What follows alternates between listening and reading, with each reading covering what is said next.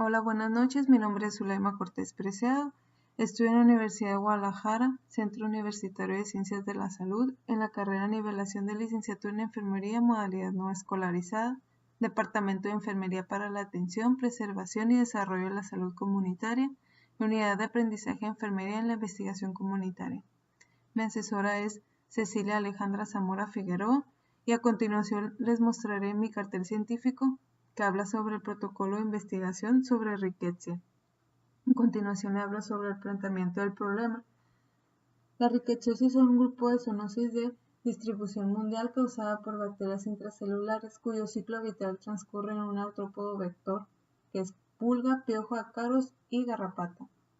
Microbiológicamente son cocobacilos inmóviles, pleomorfos, de 1 a 2 micrómetros de longitud y 0.3 a 0.6 micrómetros de anchura, que se multiplican mediante replicación intracelular en huéspedes artrópodos.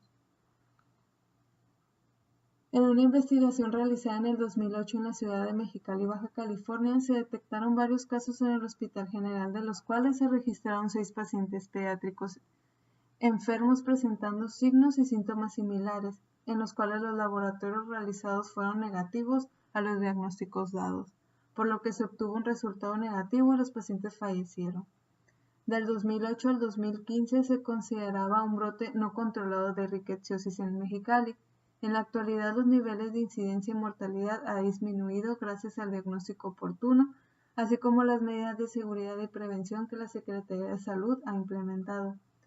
Mas, sin embargo, la prevalencia de los casos no ha sido constante, pero sí ha disminuido el número de casos, por lo que considero importante conocer las cifras de morbilidad y mortalidad de la rickettsiosis, ya que debido a esto se generó un problema epidemiológico grave que afectó a la sociedad mexicalense y por lo tanto alertó a la ciudadanía de ser más conscientes respecto a la higiene y cuidados de mascotas. Por lo que desarrollé mi pregunta de investigación: ¿cuáles son los factores de riesgo que contribuyen al contagio de Rickettsia por mordedura de garrapata en pacientes pediátricos en la ciudad de Mexicali, Baja California?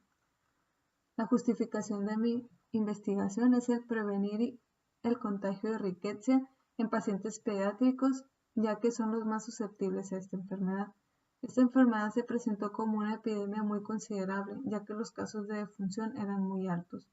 Se tardó tiempo en poder detectar cuál era la causa de este problema y que hasta la fecha se siguen presentando casos de rickettsiosis, aunque en una menor concentración.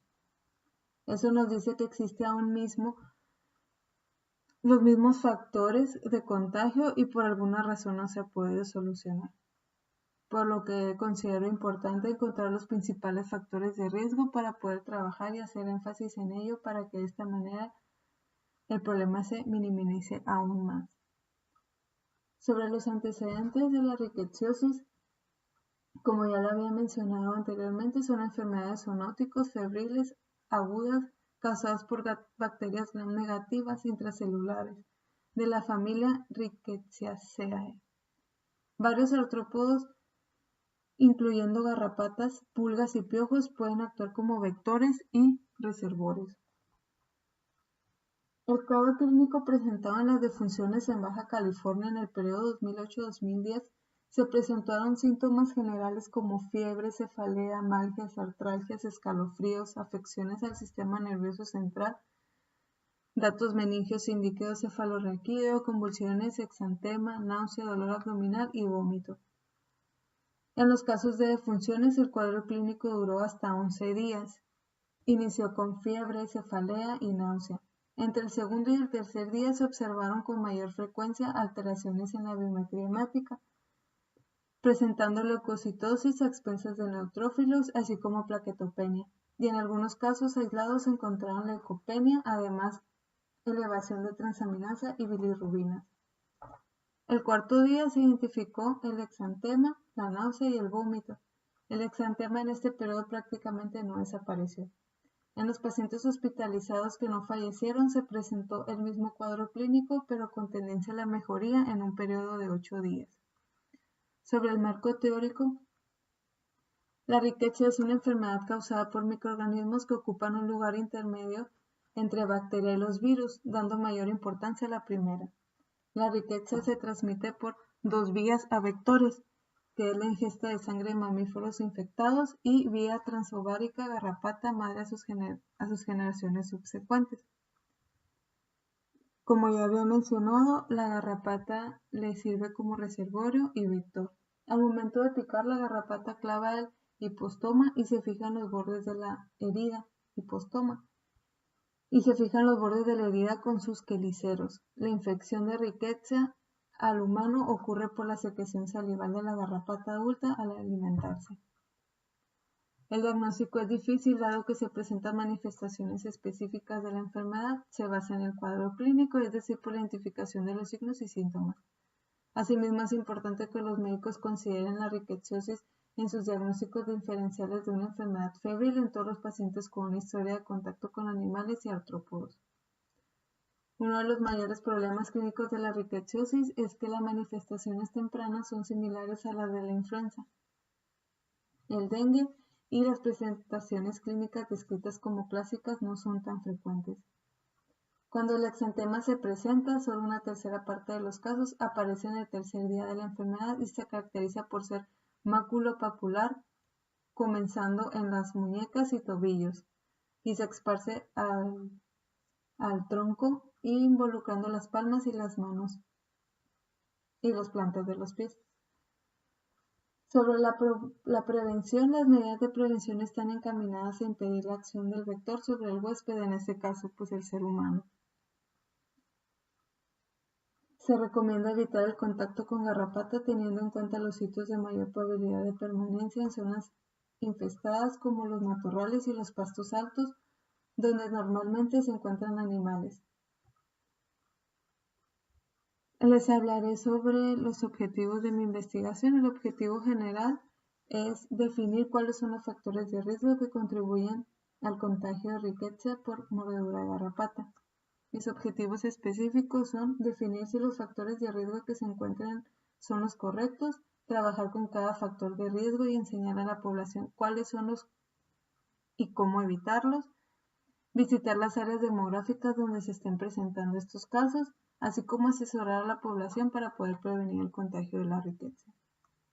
Sobre la metodología de mi investigación, el diseño es cualitativo, donde el tipo de estudio es observacional y transversal, ya que se están investigando los factores de riesgo para el contagio de Rickettsia por mordedura de garrapata. Los resultados serán observacionales y descritos dependiendo de cómo es que se observa el progreso de la enfermedad mediante los distintos medios por el cual se pueden contagiar los pacientes en la ciudad de Mexicali y Baja California.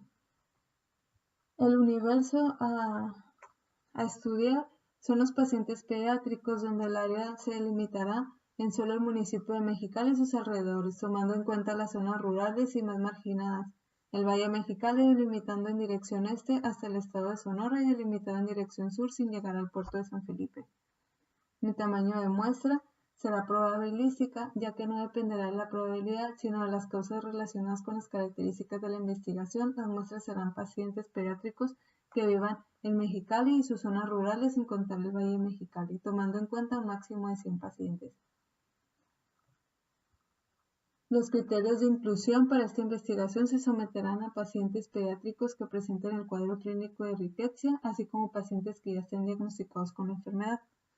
Y los criterios de exclusión no se tomará en cuenta pacientes que no sean pediátricos, pacientes que estén en tratamiento con antibiótico y que estén presentando una sintomatología similar y sobre todo que estén con tratamiento con doxiciclina y pacientes que estén fuera de nuestro universo. Las variables a considerar serán pacientes, bueno, más bien las variables serán edad, serán ambos sexos, zona geográfica, conocimiento sobre higiene y familias que tengan mascotas. La selección de métodos, fuentes y técnicas para la recolección de información la tomaremos del Departamento de Epidemiología, ya que ellos llevan el control y seguimiento de la enfermedad con la información que se tenga. Se podrá visitar a los familiares y poder entrevistarlos respecto a cómo es su estilo de vida, las características demográficas de la zona, y se utilizarán cuestionarios y encuestas sobre la higiene de la familia y de la localidad. Se tomará en cuenta qué animales se tienen en casa, contando si hay ganado u otro tipo de animal silvestre y doméstico. Sin más, me despido, espero que les haya gustado. Gracias.